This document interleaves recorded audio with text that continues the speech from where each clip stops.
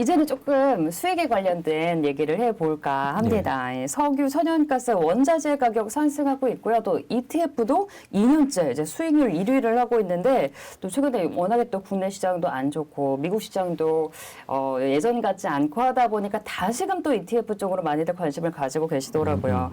앞으로 전망 그리고 또 주목해 볼 만한 ETF 섹터가 있다면 어떤 거 보시나요? 우선은 만약에 지금 원자재 값이 움직이고 특별히 그 에너지, 그 유가라든지 천연가스, 그다음 석탄, 특별히 유가죠. 특별히 이런 것들이 강하게 움직일 때 투자자로서 어떤 생각을 가질 수 있나를 생각해봤습니다. 첫 번째는 투자하고 싶죠. 하고 싶죠. 올라가니까. 그리고 100불 이상 갈 것 같고. 그런데 이제 문제는 투자하고 싶을 때 걸리는 거 두 가지 문제가 있어요. 현재는. 첫 번째, 너무 올랐다. 이미 많이 올랐다. 너무 올랐다. 왜냐하면 우크라이나 같은 경우에 만약에 갑자기 미국하고 타협돼 버렸다. 그럼 또 유가가 그죠? 안정되겠죠. 유가나 천연가스 값은 툭 떨어져 버릴 거예요. 사례가 있으니까. 이게 두려운 거죠. 네. 그 다음에 두 번째는 뭐 예를 들면 산업금속 같은 경우에도 이제 이미 많이 올랐다는 그것도 있지만 수요가 이제 작년보다는 줄어들 거 아니냐. 네. 예, 그런 것들이죠. 그래서 저는 이렇게 생각해요. 투자자 입장에서 만약에 투자를 해야겠는데 그런 걱정이 있다면 내가 생각하는 그런 두려움을 커버할 수 있는 투자 방법이 있을까? 그런 두려움을 여전히 갖지 않고 그런 두려움을 가진 그런 생각을 가진 사람이 투자하는 방법이 있을까? 장재창 대표님만의 방법이 있을 것 같아요. 있죠. 네. 어떤 거 어떤 거냐면 네. 유가로 말씀드리면 산업금속 마찬가지 유가를 말씀드리면 계속해서 올라갈 거라고 보여질 때 투자하는 방법과 지금 가다가 이제 많이 올랐기 때문에 떨어질 수 있지만 예전처럼 계속 10불, 20불까지 떨어지는 게 아니라 고유가에 머물러 있을 것 같다. 적어도 저는 이제 60불을 기준으로 보고 있는데 60불 네. 이상은 위에 있을 것 같다. 이렇게 생각하는 방법이 다른데 아나운서님 어떠세요? 저는 유가 더 올랐으면 좋겠는데. 네. 네. 저 유가에 투자하는 입장이 아니라서 그런가 봐요. 아니요. 생활에는 당연히 그렇죠. 네. 투자와 사실 생활에는 유가가 다 내려와서 싸졌으면 좋겠지만 네. 안 그렇게 된 현상은 내가 바꿀 수 없으니 만약에 그런 현상이 온다면 투자를 할 수는 있지 않습니까? 그렇죠. 그렇죠? 근데 이제 제가 유가가 지금부터 올라가서 쉽게 금방 떨어질 수 있다고 생각을 해요. 왜냐하면 우크라이나 사태 같은 게 유가에 영향을 크게 주니까요. 그 다음에 오페 플러스가 요번에도 자기네들이 어떤 그 증산이나 그런 어떤 거에 대한 의사나 이런 거는 받아들인 척 하지만 안 받아들였어요, 사실은. 네. 그래서 유가에 도움을 안 줬지만 여기에 커다란 변수 하나가 있습니다. 뭐예요? 이란 핵 협정이요. 미국과 이란이 핵 협정을 하게 되면 물리적으로는 사실 이란이 그 원유를 생산해서 판매하게 되더라도 갑자기 확 늘리진 못해요. 실제로. 하지만 이 시장은 마음도 움직이죠. 그러니까 이란이 이제 엄청난 양을 내놓기 시작할 거라고 생각하면 다 유가를 낮게 생각할 거 아닙니까? 그렇겠죠. 그죠? 네. 우크라이나 사태와 이란만 생각하면 유가는 푹 떨어져 버릴 수도 있어요.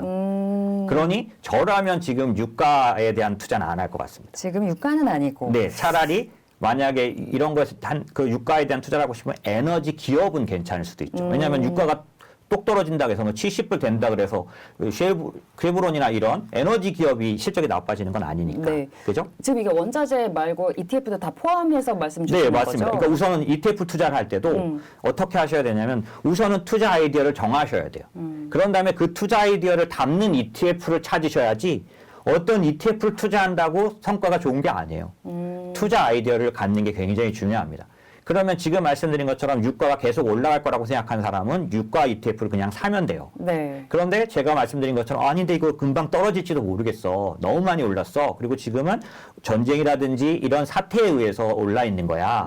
라고 생각이 든다면 언제 떨어질지 모르니 투자하면 안 되잖아요. 그렇죠. 이제 그럴 경우는 투자할 수 있는 방법이 지금 말씀드린 것처럼 계속해서 하락할 거라면 유가의 인버스를 사야겠죠. 그러네요. 네. 하지만 저는 어떻게 생각하냐면 잘 들어보세요. 이런 문제가 있습니다. 지금은 그린플레이션이란 단어를 계속 생각하셔야 돼요. 앞으로는 투자하실 때. 그린플레이션.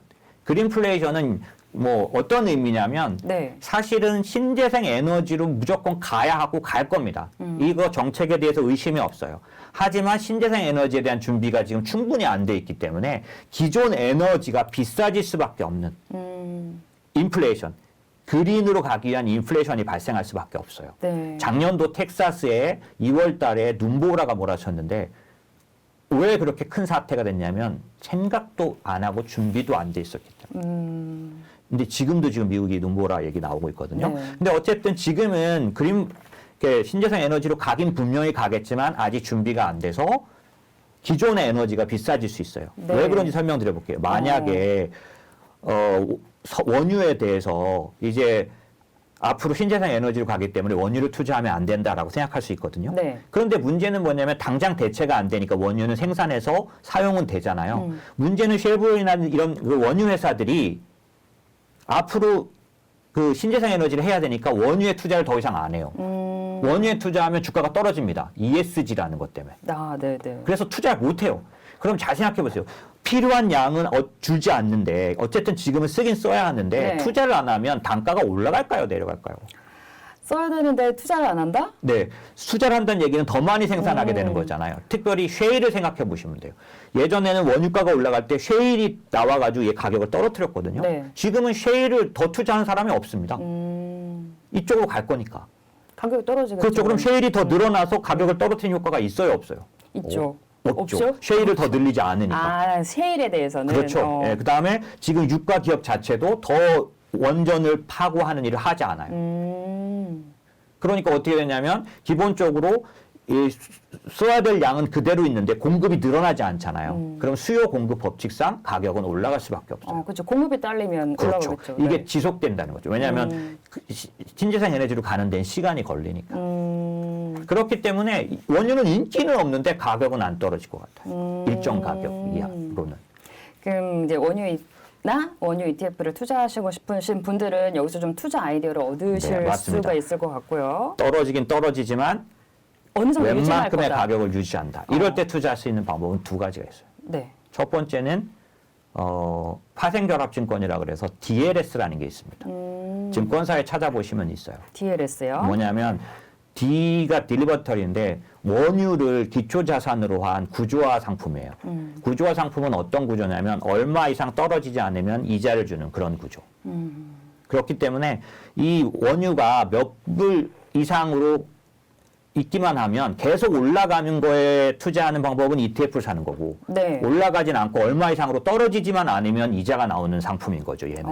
그러니까 어느 고유가에 계속 머무를 때는 이 파생결합증권이 아주 좋은 투자 방법이죠. 이런 상품도 있네요. DLS. 네. 그래서 저희 같으면은 증권사와 얘기를 해서 이거를 상품을 설계해서 그러니까 사모 상품으로 만들고 그렇게 해서 고객들이 할 수 있게 이런 시각을 가진 사람들에게는 그럴 수 있는 거죠. 또 하나의 방법은 두 번째, 지금 오늘 이제 ETF 때문에 추천드리는 거예요. 네. ETF 중에는 어떤 ETF가 있냐면 MLP라고 하는 MLP라는 건 뭐냐면 MLP? 미드스트림이라 그래서 원유에는 그러니까 초기 아주 기초를 투자하는 그 다음에 마지막을 투자하는 가면 미드스트림 투자가 있는데 미드스트림 투자의 특징이 뭐냐면 유가에 그렇게 민감하지 않아요. 수익성이. 근데 배당을 얼마나 주느냐?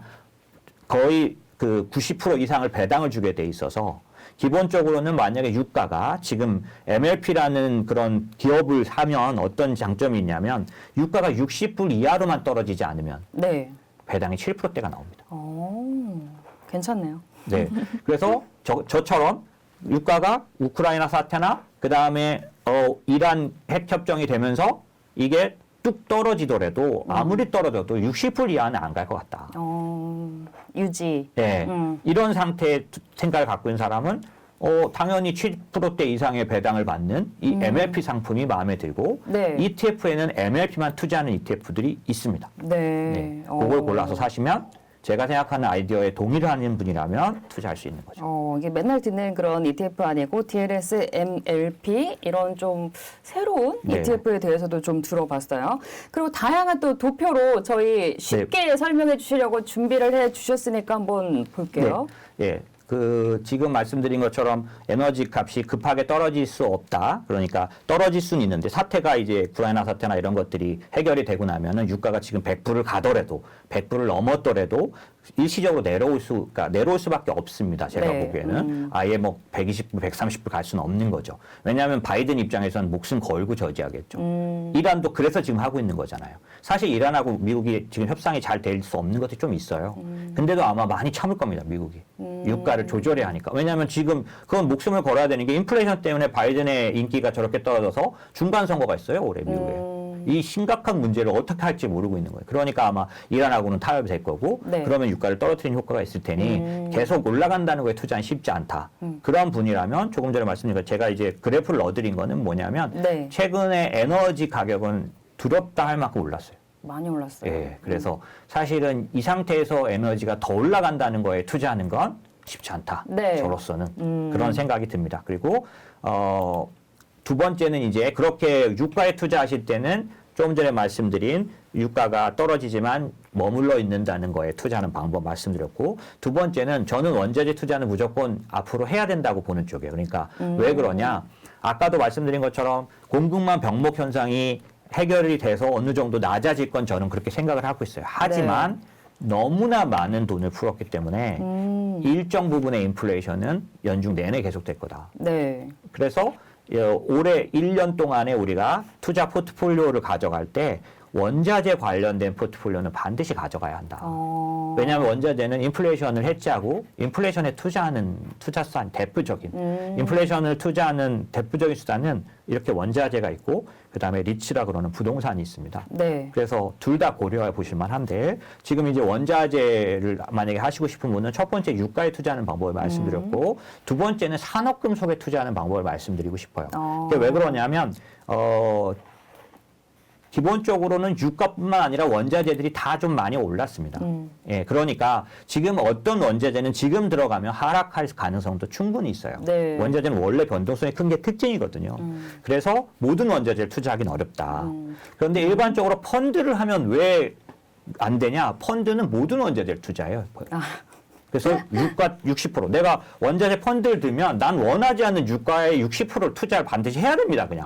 그 펀드가 그렇게 투자를 하니까. 그래서 이제 산업 금속에 대해서 그렇죠. 투자하자. ETF는 원유도 따로 있고 구리도 따로 있고 다 따로 있는 구조니까. 그래서 ETF가 좋은 거예요. 산업 금속이라고 하면 뭐 구리, 리튬, 그렇죠. 망간, 그렇죠. 뭐 이런 건가요? 그렇죠. 예. 그런 것들만 따로 투자하는 그런 어떤 ETF가 한 두세 가지 있는데 그러니까 산업금속만 투자하는 이제 PICK라든지 많지는 않네요, ETF. 네, 많지는 않습니다. 그런데 그 산업금속 중에서도 제가 오늘 말씀드리고 싶은 건 그럼 산업금속에도 어떻게 수요가 바뀔지 모르는데 확실하게 수요가 안 꺾이고 수요가 늘어날 걸로 예상되는 분야가 딱 두 가지가 있어요. 뭐예요? 뭐냐면 첫 번째는 전기차. 전기차. 그쵸, 전기차에 그쵸. 사용되는 산업금속은 아마 수요가 계속될 것 같다. 왜? 요즘 중국, 미국 전기차 판매량이 쇼킹합니다, 정말. 예, 어느 때보다 속도가 빨라졌어요. 또 고유가라서 더 인기 있는 것 같기도 하고. 그렇죠, 네, 그렇죠. 그리고 어차피 갈 거니까 미리 알아보는 사람도 많습니다. 그쵸, 그쵸. 그래서 전기차에 사용되는 그런 ETF, 제가 자료 보여드렸는데